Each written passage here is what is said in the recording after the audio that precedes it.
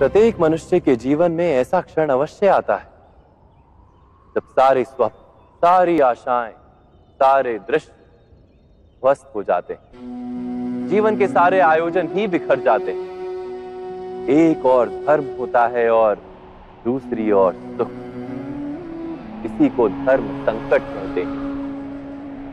जब धर्म का वहन ही संकट हो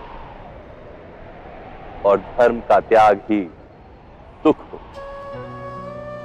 विचार कीजिए, कभी किसी स्वजन के विरुद्ध सत्य बोलने का अवसर प्राप्त हो जाता है, कभी ठीक दरिद्रता के समय सरलता से चोरी करने का मार्ग प्राप्त हो जाता है, कभी किसी शक्तिशाली राजनेता या राजा के कर्मचारी का अधर्म प्रकट हो जाता है।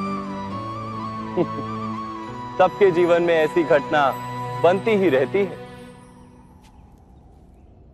अधिकतर लोग ऐसे किसी क्षण को धर्म संकट के रूप में जान ही नहीं पाते।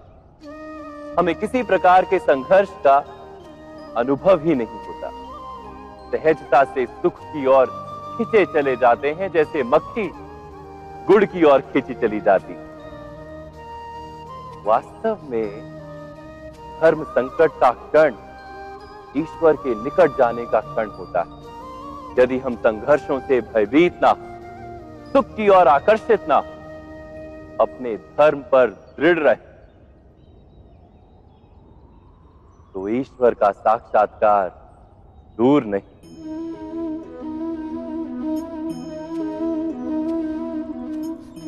पवन से युद्ध करने वाला पत्ता यदि पेड़ से गिरता है तो भी आकाश की ओर उठता है।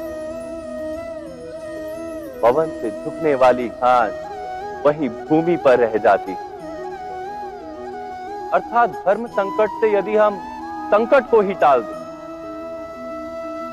तो सुख तो मिलता है, जीवन बढ़ता है, किंतु क्या चरित्र नहीं टूटता?